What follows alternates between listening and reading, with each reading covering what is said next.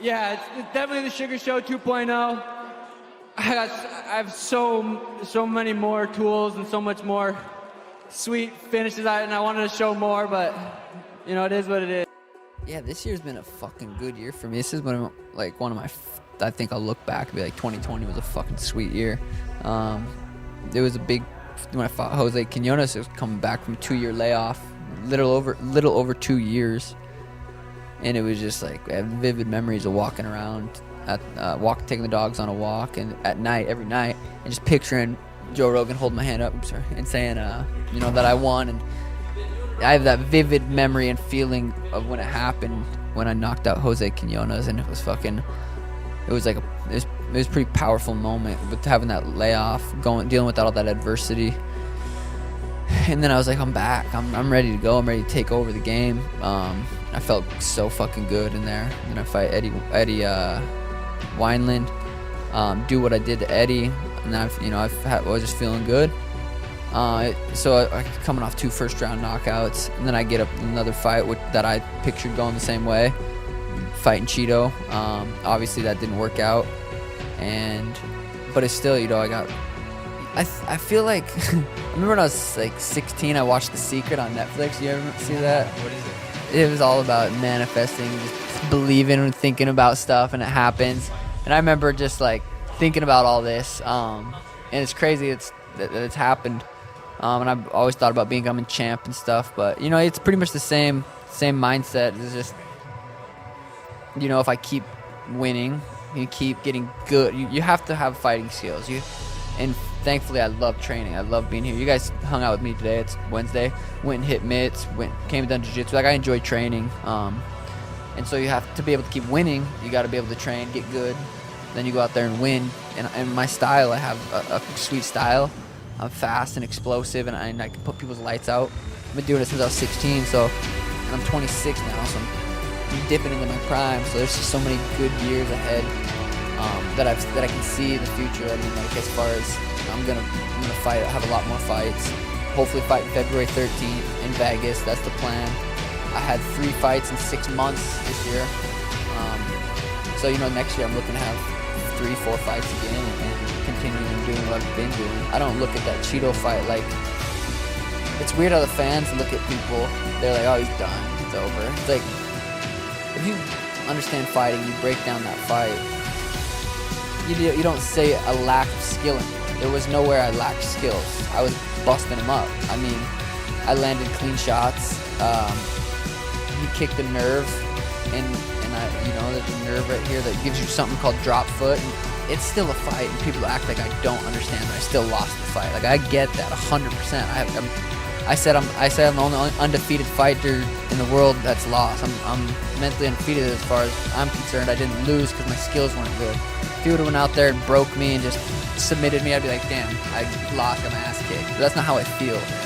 You watch the fight, it's just, that fight, it goes a different way, 100%. Whether I win or lose, that fight is a crazy different fight if he doesn't kick that nerve. But it's I got paid.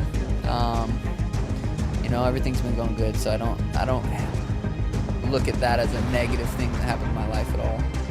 And who knows, when I go out there and lose in the way I just explained, I get broke, someone submits me, I get knocked out. You still, therefore I lost, but that fight I just don't feel like I lost. And it's pretty much that simple. I think I just have better skills, and I'm a better fighter. But and it's like a mentality, though, right? It is, for sure. Yeah, you're absolutely right. It's a mentality. Like, you can't go in. If I go into my next fight thinking I'm a loser, I lost, I'm not good, I feel like that'll affect you in a negative way. So I don't want to think like that. Not in this game. You can't have that mindset. I think I spend so little time thinking about who I'm gonna fight and who I'd want to fight. Like, it doesn't really take up much of my time. I don't really watch many fights. Like, as far as when there's a UFC card, like, if it's a big ass card and a sweet card, I'm gonna watch. If not, I'm honestly probably not gonna watch. My foot was fucked and I was out for a long time, and then I had that injury happen, and I rolled my ankle like 5 times in a row, and you just have to. I wanted to fight in October. I wanted to fight in November. I wanted to fight in December. I'm glad none of those worked out because I don't think my body was ready. But it's just hard to say with injuries. I fucking love fighting, and like I said, I fought 3 times in 6 months. I was on a roll. If that injury doesn't happen, I knock out Cheeto, I'm fighting again a couple months later. So I love fighting, and I want to get in there as much as possible. But injuries is fucking, yeah, they're tough. I love what I think I love. What I'm addicted to is the performing, the competition, and the performing is such a sweet thing. And it just happens to be I was good enough at fighting to be able to go out and perform. That's what I love doing is performing. So anytime I get in the octagon, it's fucking awesome. Yeah. It's a weird moment because in the back for me, I feel like, well, okay, what's the best way to go about getting in a fist fight, going to war? And I think for me, calming my mind, getting into it, like deep breathing. I do it before every fight. I follow my breath. I do some breath exercises. And I just get in this very calm state. I feel like I'm almost in a deep meditative state while I'm walking out, and then when I'm in the cage, I feel like I'm just very calm. I think that's the best way to perform. I think that's the way my muscle memory is going to be able to take over easiest. I don't have to think. I've done the work. I've put in the work. In training camp, I feel like I'm, you can't get much more disciplined when I'm in training camp. I do everything that I need to do, from eating, sleeping, recovery, the training, the mental, the breathing, I do what I need to do. So going in there, I'm super calm. I mean, I think you're doing jujitsu, like you're understanding jujitsu more. And I think that obviously transfers over into MMA, but I don't do jujitsu to get better at MMA. It helps and it works, but I do jujitsu because it's fucking fun and I love jujitsu. Like I love doing real jujitsu. Except for when people sit on their butt and play that game too much. That's not my favorite. But I love the sport of jiu-jitsu. And I think doing gi definitely helps your defense. Just helps you stay tighter. And anytime you're doing jiu-jitsu, you're understanding it more and more. And in the gi, I feel like just makes it more. It's more like chess rather than checkers. It's a term you've heard a lot, but that's the truth. It's just like it makes jiu-jitsu, I don't know how to explain it. It's fucking fun. Like the gi is fun. Yeah, anytime we're at these night classes, we hit the vaporizer, and I feel like you just flow. It's so sweet. I love doing jiu-jitsu high. These afternoon classes are more white belts, blue belts. I'm usually more superior, so I get high and get into different positions and just think about jiu-jitsu in a different sense than just constant.